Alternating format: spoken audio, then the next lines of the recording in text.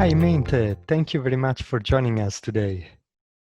Hi, Federico. Thank you for having me. I'm glad to be here. Yeah, thank you. I think we are very lucky to having you today because, well, you are a well-known thought leader in the area of language engineering, and you're also working on a very important book on domain-specific languages. So I think today we can learn a lot from your experience. I certainly hope so. Good. And so I would like to start by asking to tell us something about you, to introduce yourself. Yeah, well, my name is Meinte Boersma. I'm a software developer, software engineer, however you want to call it. I like to program and make software and make people happy with that. I have been doing that for some years, about 20 years by now. Originally, I started out as a mathematician. I studied mathematics, but during my studies, I always did a lot of programming contests, things like that. So I always had a keen ear towards the computer science side of things. And after I graduated, I thought that going into mathematics research would be a fun thing. It could have been, but it was not to be. So I ended up in software development. And after having done that in the, let's say, via the traditional route for about 10 years, so I started out at what was then called Ethos Origin after a while, and then I came into contact with model-driven software development. We did a project at Ethos Origin Legacy Transformation Factory, which was very interesting. You take an old piece of code in COBOL in this case, and you try to extract a model out of it and then generate new shiny software from that model. And that was actually the first time I had some exposure to model-driven software engineering. From my studies and from programming, I knew a little bit about parsers and things like that, but I had never really done a full compiler construction and things like that. And certainly I had never seen anything like model-driven software development. So that was my first exposure, and I've been hooked ever since. The virus bit me then. This was about 2007, and I'm still not cured, and I have no intention of being cured. After that, I have done mainly model-driven things, DSL-based things. So after a couple of years, I moved to Capgemini, where I worked a little bit with intentional software and their intentional domain workbench. I guess we're going to talk about it later as well. Definitely. Then I went independent, did a couple of interesting projects, again, based around model-driven software development. I tried making my own language workbench. This is called MAAS. It was very interesting. I learned a lot of that, and it failed spectacularly.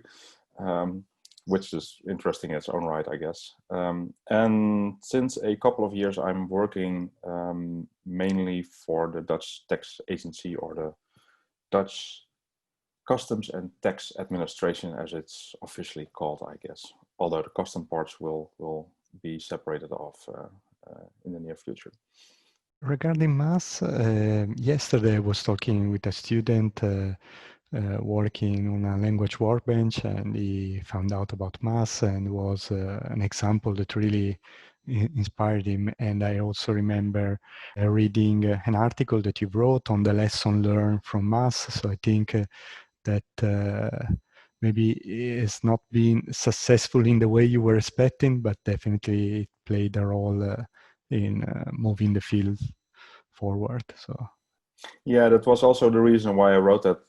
I think you're referring to the post-mortem blog I did. I think it was important to get that out to the field. Was already very valuable for me to realize that this is why it's not working. This is why I had to stop it. This is what I would have had to invest in it still to get somewhere that it's good enough to be useful for a client or a potential client. to get that out to our field. That was an important message, I think. Myself, I have learned a lot about that whole experience. So in that sense, it's not a total failure. But yeah, it's also not a big success in the sense that that mass still exists and is being used, etc. No, but I think that it's also something that as a community is important, that this willingness to share and teach, like you're doing with the book, Mm-hmm. and we will talk about it. Before we talk about the book, I would like to talk about your current company. If I'm not mistaken, it's called DSL Consultancy. So the name already suggests a little bit about the kind of services you're offering, but if you could tell us more about this. Well, you would think that, but I especially in the beginning, I got a couple of requests whether I would be interested in doing projects involving cable internet and such, because DSL and ADSL is also a technology thing. So apparently, people thought that I was in a cable business. I have this company as a private one-person company since 2011, and I've done a couple of projects there, a couple of consultancy things as well. At the moment, it's a little bit of a shelved company in the sense that I have a regular job at the Dutch tax agency. But yeah, in the future, I intend to pick up on the real consultancy gigs again at some point, especially after the book's been done, and I get some nice opportunities from that direction.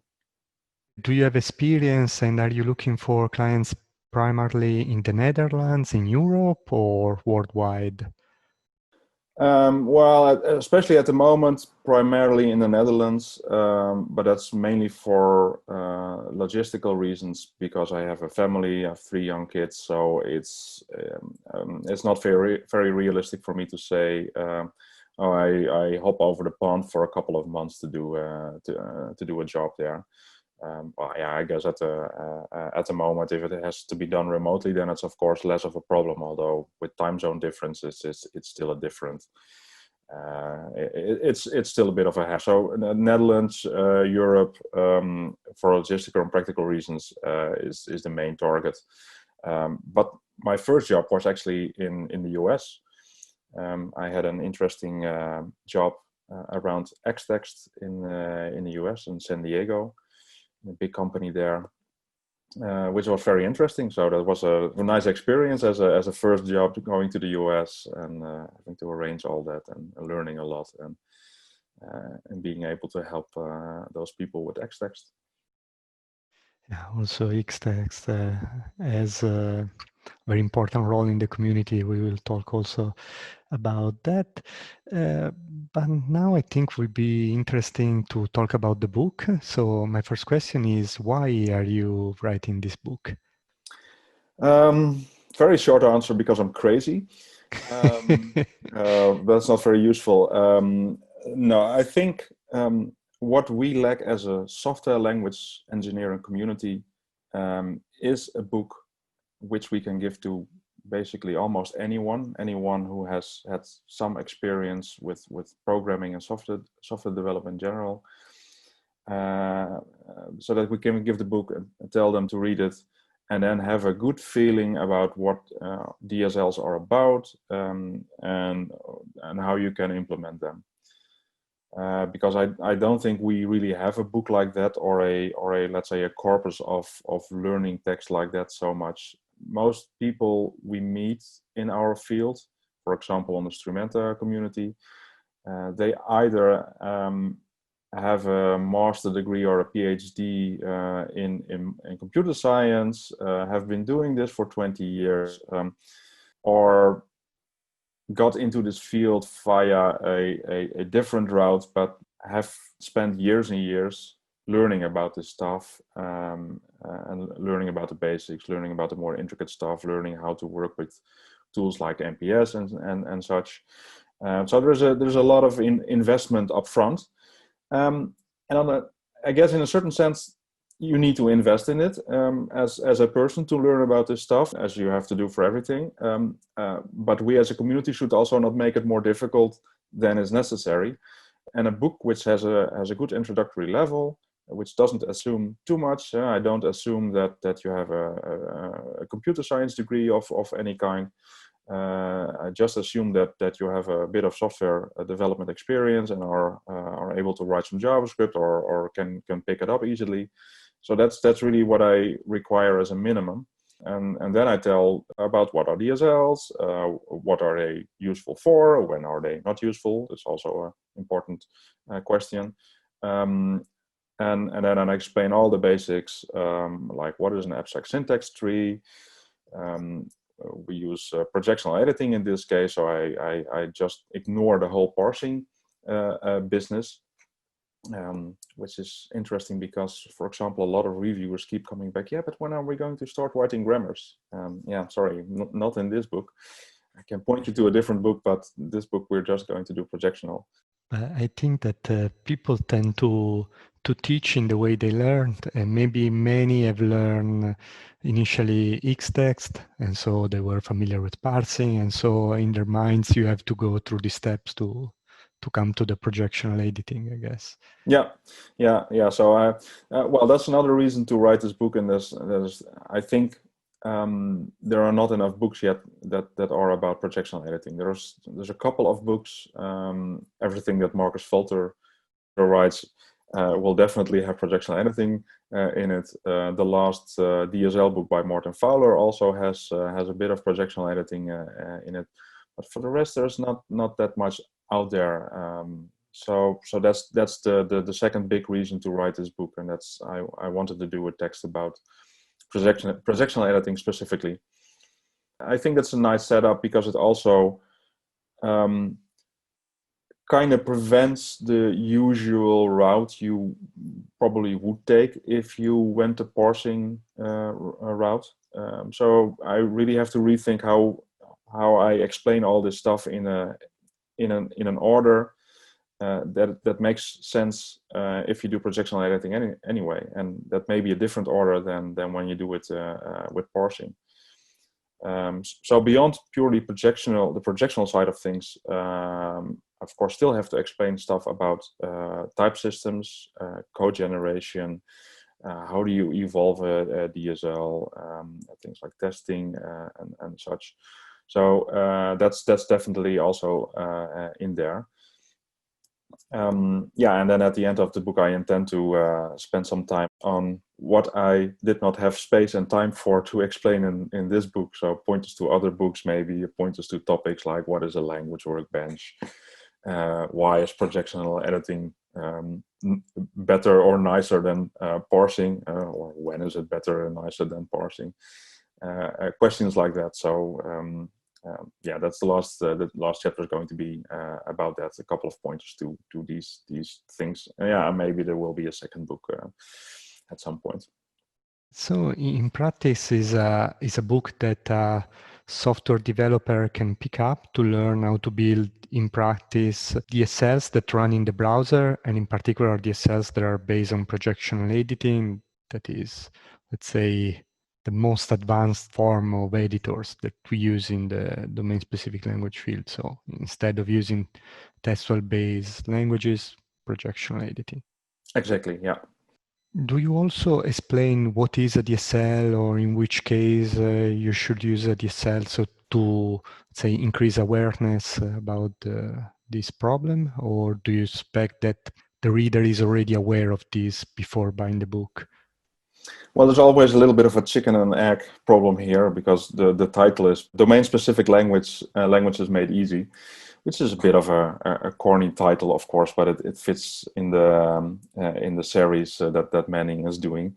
So you have to be at least aware of the term domain-specific language, or maybe you can imagine enough from that term to at least read the abstract. But I start with explaining what a DSL is and what it is good for. Actually, I start with explaining why a DSL might be beneficial for you before I actually start to explain what a DSL is. If you read the first 10 pages, then you should have a good idea about what a DSL is and why it could be useful for you. Good. And how difficult was the process of writing the book? I mean, the book so far, because maybe we should explain that the book is already available, even if you have not completed writing it. So someone can buy it and already read a good amount of chapters, and more will be released over time. Well, it started a couple of years ago when I was contacted by someone from Manning Publications asking whether I would be interested in writing a book and crazy enough to write a book. So then I said, yes, I'm certainly interested in that. And we spoke a little bit about the contents. The next step was writing a pitch. What is a 10-page document about why I think this book is necessary, why currently existing books are not good enough, why should I be writing this book, etc. So based on that pitch, they gave the go-ahead. Then you get a development editor, and I got a great development editor. Her name is Heidi Nobles. She is a professor in the US. And she really helped me enormously with learning how to really write in a teaching style. I mean, I can bang out some text on a keyboard, no problem at all. But really writing a text which allows people to learn is a different thing. So she really supported me and gave a lot of feedback on my writing style, reining it in, so to speak. And that has changed my writing enormously. So if I now read back text from a couple of years ago, or even from half a year ago, I'm thinking, who wrote this? So that's a very interesting process. It's also a bit of a slow process because I wrote the first couple of chapters quite rapidly, and then it went into review, and then we changed a lot around. So basically, I think I ended up cutting 3/4 of the first chapter and rewriting the rest. And the second chapter is now going to be chapter 13. And I rewrote everything of the third chapter, which is now chapter 2, etc. Things like that. So that happens. That is apparently that's pretty normal in writing a book. I can see that's pretty normal, but it's also very time consuming. So that's why we're not there yet. And now we are in MEEP, in Manning Early Access Program, so it's already available. The first 6 chapters are available right now. The 7th is almost done, so that should hit the MEEP in maybe a couple of weeks. And now I have about half a year to finish the rest of the book, which should go a bit, or rather more rapidly than the first 6-7 chapters in the last 2 years. Also because I have now a sabbatical leave from my day job, so I can really focus on that. And of course, you do notice that once you have learned how to write, the writing process speeds up as well. And I don't know, maybe the technical chapters are easier than the explaining what a DSL is, or had they have comparable difficulty? Well, it's very different. As said, I rewrote chapter 1, I think 2 or 3 times, and threw away basically everything that I had at some point. So chapter 1 was definitely very difficult to write, and the end result is only 10 pages long. So technical chapters do tend to go a lot quicker as soon as you have the code really set up right. So as soon as you know where you're going with the code and explaining it, then it tends to be relatively easy. Also, an interesting thing in writing technical chapters is that at various points you think, hey, I didn't explain this well enough. So then the chapter sort of balloons up, or runs the danger of ballooning. So in fact, what is now chapter 5 and 6, which is about editing the projection, so editing the AST through a projection, that started live as chapter 5, or maybe it even started live as the second half of chapter 4, something like that. So you read it back and you think, yeah, this is maybe not, this is maybe too quick, or I jump to conclusions too quickly, or I leave a couple of steps out. And so in that sense, writing those technical chapters is relatively easy in terms of size. Although, yeah, you still have to pay a lot of attention to how you set up the code, how you work towards a certain goal, and that you are not missing any steps. It makes sense. As I said, we can benefit from your experience with DSLs, and so I would like to ask you some question about your vision on DSLs. So, what developments are you seeing in the domain-specific language world? We have already hinted a little bit to the introduction of projectional editing, but do you see any trends or any interesting new development?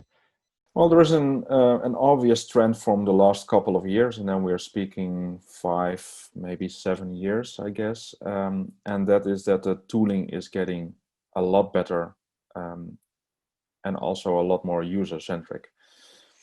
A tool like MPS is now really hitting its stride and really becoming quite mature, and that helps a lot in getting the message out there and just building DSLs and helping people with that. And I think also there's slowly more interest in the community for actually helping people with DSLs.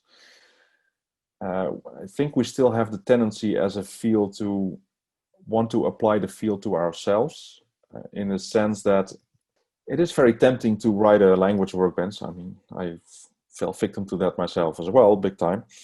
And it's very tempting to try to first make a very good language workbench and have really good meta languages, so that we can build DSLs, better DSLs, and we can build them quicker for our business users or business clients, or however you want to call it. But I think we're sometimes forgetting to actually go to that business, and the business is certainly not coming to us automatically. We really have to work on that, especially in business people. They will not know what a DSL is until they're hit in the head with it, basically, and then they're complete addicts.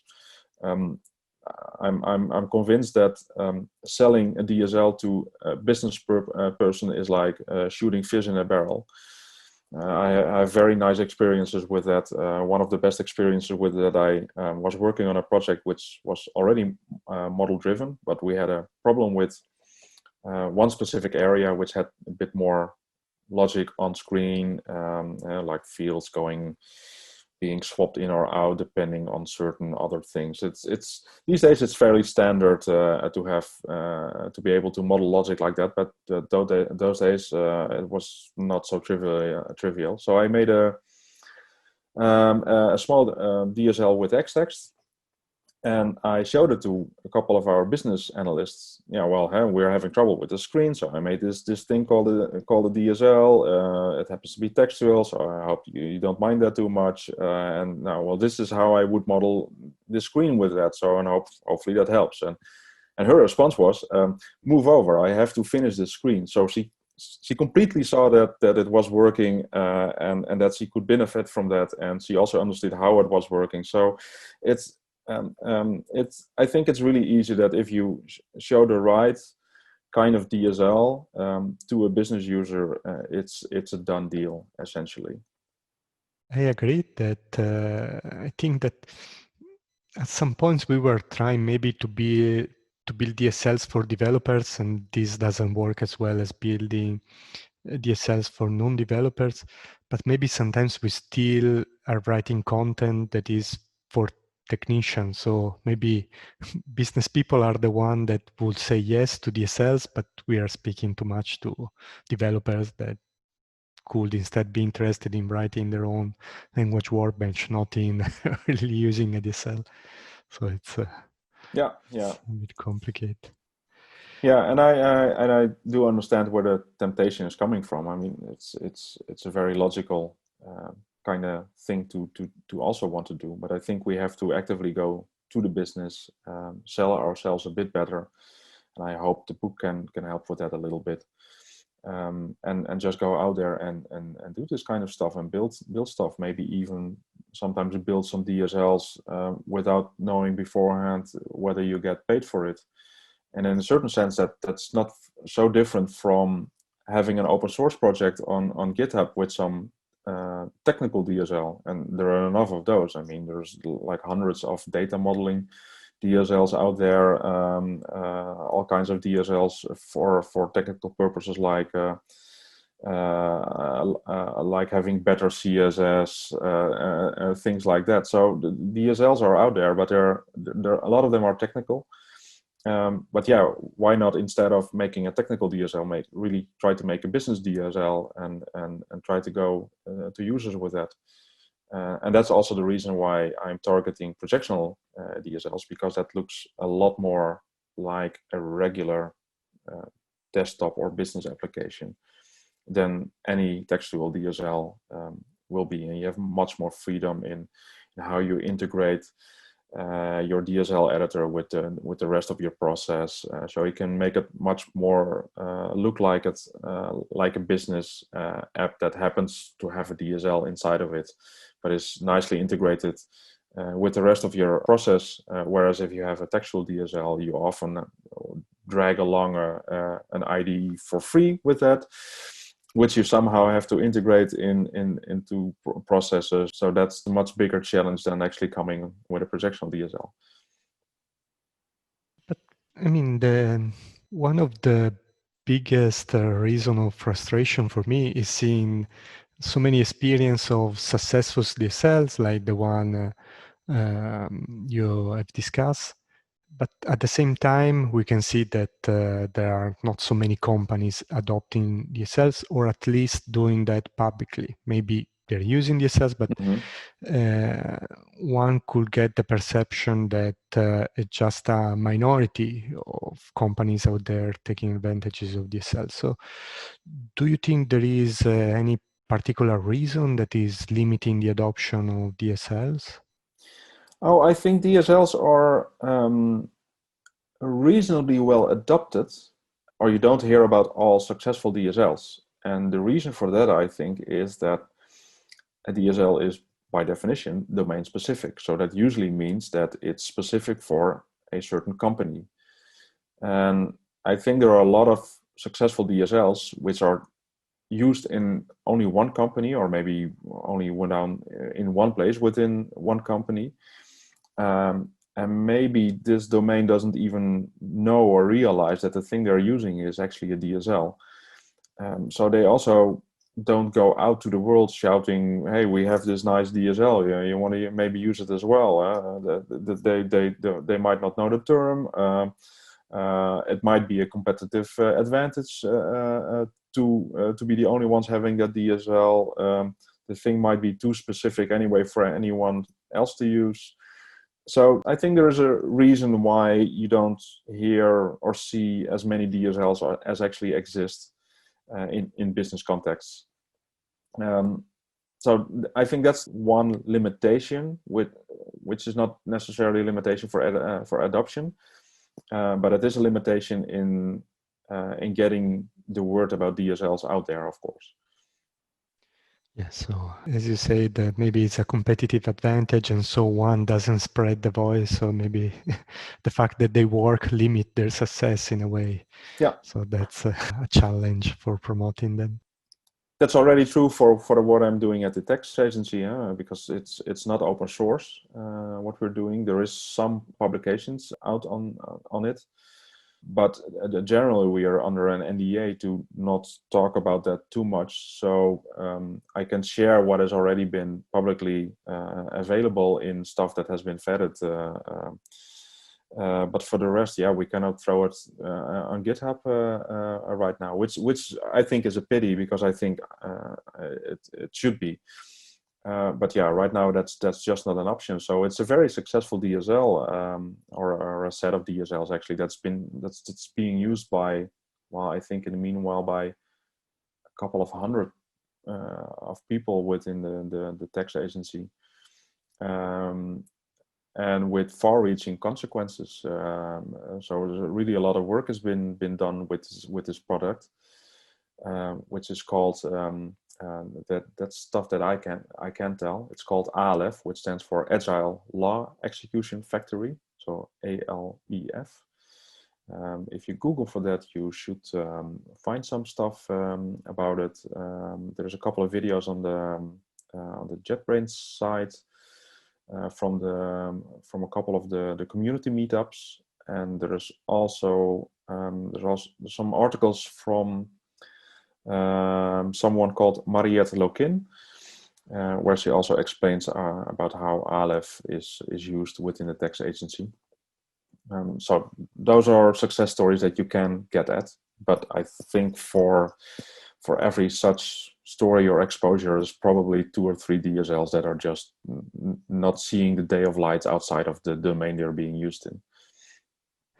I think that many people that are listening to us may be familiar with this project, but for those who are not familiar, I will try to explain as how I understood it, then please correct me. If I understand, basically, the Dutch tax agency, like every tax agency in the world, every year has to adapt the new calculation of the taxes because the tax code keep evolving.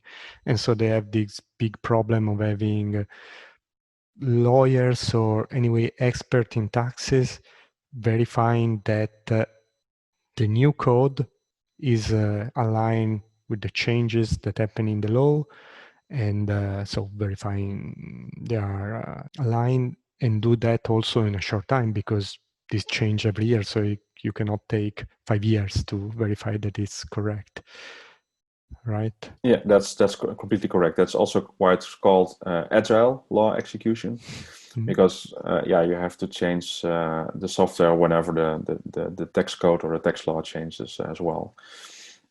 Yeah, that's absolutely correct. To give a little bit more detail, what usually happens is you have a law, but the law itself, the law text itself, is not in itself precise enough to create software with. So what happens then is that a couple of lawyers and business analysts have a look at the law, and they create rules from that. So they're called rules analysts within a tax agency.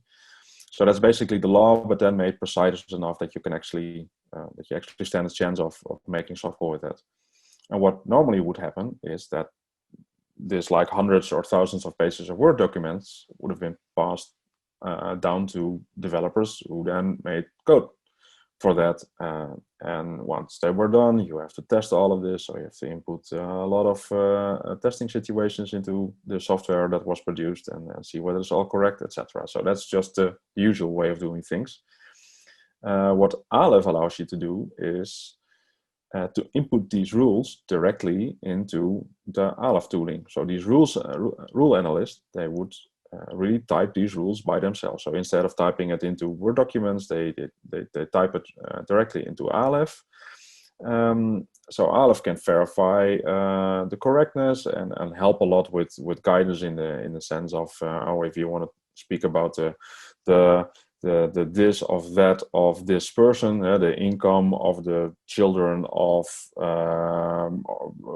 your neighbor. The tool will help you with formulating that by giving the option, oh, okay, I know what a neighbor is, I know they can have children, I know they can have an income, etc. And check whether things are typed correct, are complete, whether cases are missing or not. And the nice thing is you can test this. So you can formulate test cases and say, okay, shoot this test data to the rules, have the rules work on that data and see whether the right results come back. For example, the right taxation comes back. So that's very powerful because we literally cut out software development from this whole process. So whenever the law changes, then those rules analysts just have to update those rules. They add new rules versions for next year's tax law. They add test cases. They check whether all the existing ones still do what they are supposed to do, and they check whether the new or the added rule stuff is doing what it's supposed to do. And then they press the button, and this stuff gets deployed as a web service in our case to be integrated into the rest of the whole chain. So, and literally no developer has to write code from looking at tax law or these rules to make this happen. And that's very powerful. That really empowers the rules analyst, and it really cuts out a lot of effort. And so were these analysts really supportive of this new tool, or were they resistant at the beginning of changing the way they were working? Well, change is always a bit difficult. So I don't think that everyone was immediately on board, but we're slowly getting into the steamroll phase of things, in the sense that it's now becoming more a question of why not use Aleph in projects than why use Aleph in projects, which is a good position to be in. But it has been a process of years. So you always have the early adapters, obviously. You always have slow adapters, or maybe even resistors. But yeah, we're now getting up to steam that we can just roll this out to more and more places in the organization. And what is the level of maturity? This is something already being used in production, let's say. I don't know if this is something you can disclose. Yeah, it's already in production. So it has been used in a couple of places within the tax agency that are relatively high risk, in the sense that things should not go wrong there. Yeah. So it can give some confidence to people considering the DSLs, because yes, this seems like a very critical place where to adopt DSL. So yeah, if it works for them, it should work for any of you up there. Yeah. There are like 1 million questions that I would ask you, but I think we will need to make choices. So I would like to ask you if there are any lessons that you have learned in designing DSLs. I know that it's difficult to share lessons that are valid in general, but I don't know if there is something that... Yeah, I think one of the main lessons that I learned is that DSLs are software as well. So they might be a very different kind of software than your regular type of software, but in the end, it's software as well. So you need to have the usual things, the usual best practices for software in place. Like you need to have continuous integration, you need to do version control, you need to have an architecture, you need to do quality control, you need to do testing, etc. Once you have a DSL, it's like the secret weapon, or the goose with the golden eggs, or something like that. But that does not exempt you from having to build it as a decent and high quality piece of software. I think that's the main lesson that I've seen in implementing DSLs along the years. Okay. And in your book, do you focus exclusively on the technical side, or can we find some advices here and there on how to design DSLs? The second to last chapter will be about designing DSLs, or rather a process for designing DSLs in conjunction with your domain experts. So together with the first chapter, which is about why DSLs and what are DSLs, that's the most non-technical chapter in the book. And it presents a iterative process of working with your domain experts to find what type of DSL you should make, what you should focus on at first, how you choose how to focus on things, how to use things like whiteboards and paper mock-ups to actually come up with a decent syntax and to check that and validate that syntax with your domain experts, etc. Yeah, I think this would be incredibly valuable because I don't think there are many good resources on this out there. So thank you for writing this. Well, in a certain sense, it's the usual stuff, as in it's nothing new. Again, it's just software, so it is still about what do your users actually need. How do you pry that information out of them, and how do you go forward with that? But then specialized for DSLs, so I can really talk about, okay, how do you use whiteboards to flesh out your syntax, for example, your notation.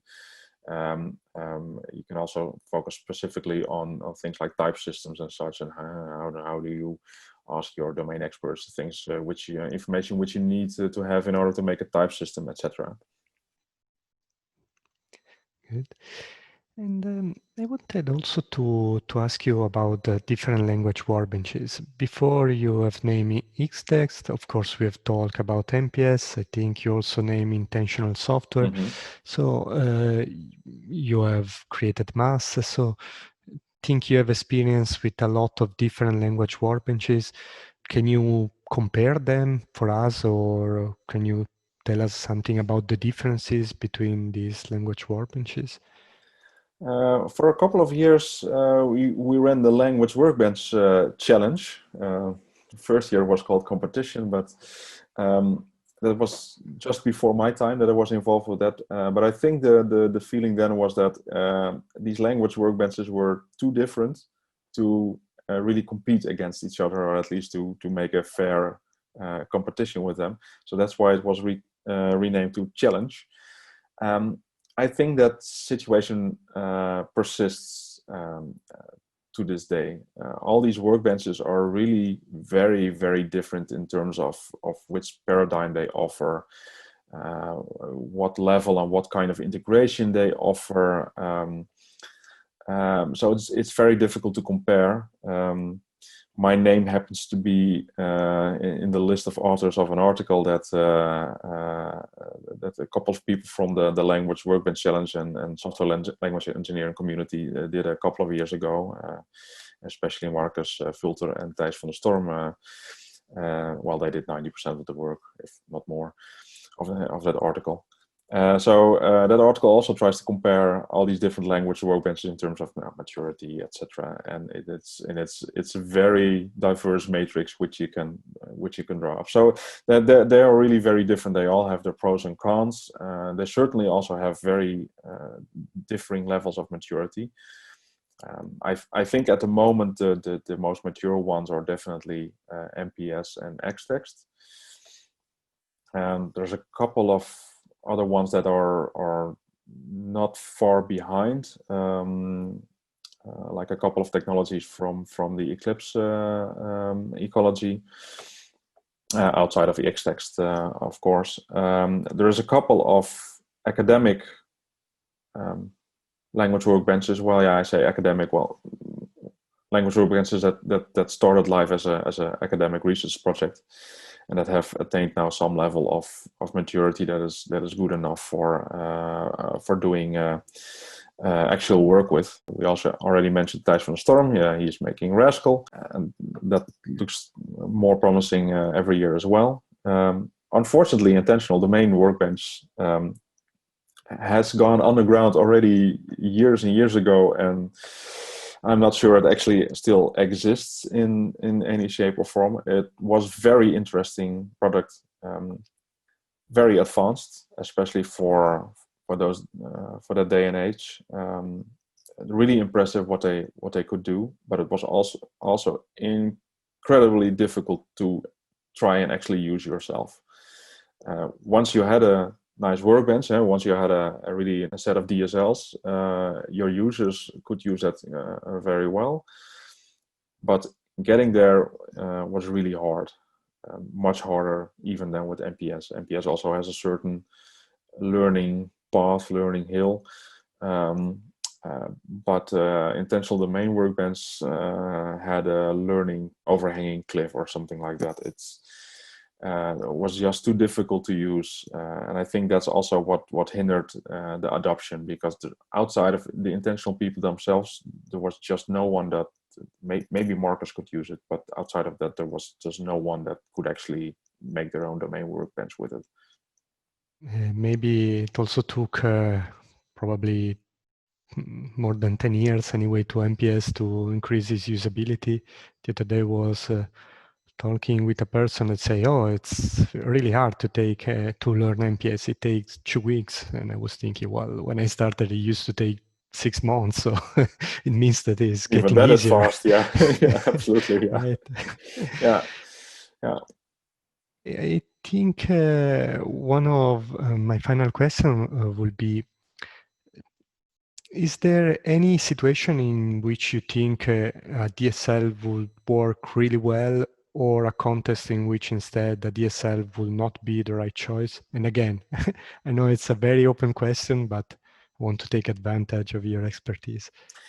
I tend to look for something which I like to call conformance and variability. If your domain has a lot of stuff that looks the same, but there's still a lot of variability in that, then it's a good contender for a DSL.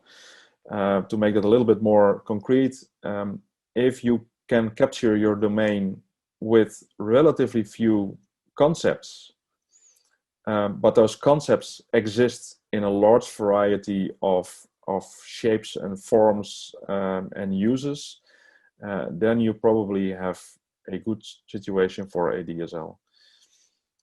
So one of the obvious ways to meet that criterion is, for example, to have a business domain where you tend to have relatively few concepts, but there is a lot of business logic involved. And business logic, we know how we can make expression languages for that. And expression languages tend to have relatively few concepts, but which can be used together in a nice way, in a composable way, or in an orthogonal way, to really express that business logic that you need to express. So that's basically what I look for. It needs to look on the whole homogeneous enough to know that there's a couple of important concepts and not that much beyond, and that those concepts are generally come in the same form. But there also needs to be a lot of variability in the sense that how they are used and where they are used needs to be relatively heterogeneous. For example, a counterexample for a DSL is configuration languages, or configurations. As soon as you can express it as a bunch of YAML or properties files, things like that, you probably don't have a DSL, or not really a good one. But for example, if there's all of a sudden there's a lot of expression, there's a lot of logic, expressions going on in that configuration, then you might have something that would be worth making a DSL for. Okay, makes sense. And okay, I think we are running out of time, but I will like to discuss a little bit how people can buy your book, so they can learn more than we were able to discuss today. Can they go just on the website at Manning and look for the book Domain-Specific Language Made Easy? Yeah. And if they buy it now, can they get the physical copy when the book is finished? Yeah, exactly. Yeah, you can buy it in two ways: just the ebook, or the ebook and I think they call it the P-book, a physical book these days. Either is possible, but if you do buy the book, make sure that you use a discount code for it. Seems a good idea. I think we will mention that in text somewhere. Huh? Yes. That's probably easier, and also provide a link there. So this discount code will will save you 40% of the price, and it also works on every other Manning book. And maybe another thing to mention as well is that I'm going to do a Twitch session in the near future, October 17th, which is a Saturday. Yeah. I hope we have published this. Yeah, we have other, 17. but if not, then the video of it will be on the Twitch site still, I think. Perfect. So that might also be interesting. And in the Twitch session, I will be going through the book in basically in lightning speed. So starting at with a very tiny idea for a DSL, idea for a very tiny DSL. I will try and implement this live in about 2 hours time, which is going to be a very interesting challenge. But yeah, I'm going to talk about things like how do you construct ASTs, what is an AST actually, how do you make a projection for this very simple DSL, how do you do things like code generation, a little bit of, well, very little bit of type system, things like that. Good, good. So I think a lot of interesting material to finally get a practical idea of what a DSL is. Mm-hmm. And okay, so that will be my last question is there anything that you wanted to discuss and I didn't ask? What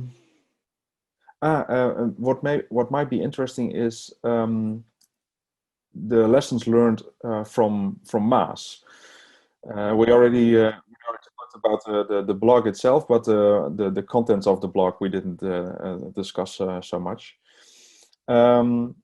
So a little bit of background. I started Maas I think in 2012, somewhere around that time.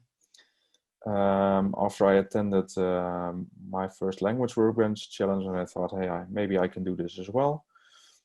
Probably cocky 2012 version of me thought, hey, I can do this as well. So I started building that. I used Martin Tide's Concrete editor, which was basically state of the art at the moment for projectional editing on a web. So I built a whole language workbench around that. The main reason why I stopped developing Maas any further is because I hadn't, apart from that there was no money influx, I realized that I had not tackled the integration problem. So basically I made a language workbench that said, this is how you make an editor, have fun, whatever you want to do with it, figure out yourself. And that's not a very good proposition. You really need to think about how you can do something with the models that your domain experts make in your editor. For example, generate code from that, and how you do that, and how you integrate with the rest of your software development process, doing things like continuous integration, etc. So that was the main reason to stop with Maas. And after I realized that, I actually went to work for Mendix, which is, and Mendix certainly does not make a language workbench, but what they do make is modeling software. And there they're really thinking about this integration problem, because they try to give their users an environment that's as integrated as they can make it. So you model a little bit of an application, you press the deploy button, and a minute later you have your application actually running software somewhere and interacting with databases and web services and REST services, etc. So that's that's where I should have gone more, what I should have thought about much more when developing Maas. And I think that's also something that in general we have to think about as a software language engineering community. How do we integrate our stuff with the rest of the software development? And there's interesting things going on also on with things like live programming. And I think we should really also look towards that and join in on the fun there, and also add value through that kind of those kinds of developments. Yeah, no, integration is definitely an important part, but to put things in perspective, I guess that Mendix had an amount of resources that is difficult to match for a single developer, no matter how skilled. Yeah. Yeah, absolutely. Yeah. So maybe in the next interview we will also talk about your experience at Mendix. Yeah. We don't have enough time for that now, but yeah, that was also definitely an interesting experience. Learned a lot from that as well. Very different kind of experience, of course, to making stuff on your own. But yeah, let's save that for another time. And now we can benefit from your experience by reading the book. So yeah. Okay, so I think I took over 1 hour of your time. So you're being very nice to answer all of our questions. We will also add all the links in the transcript so people can take advantage of the discount and get your book. And thank you very much for being with us today. Well, the pleasure was mine, and I'm happy to oblige. Thanks for having me. Thank you. Bye. Bye-bye.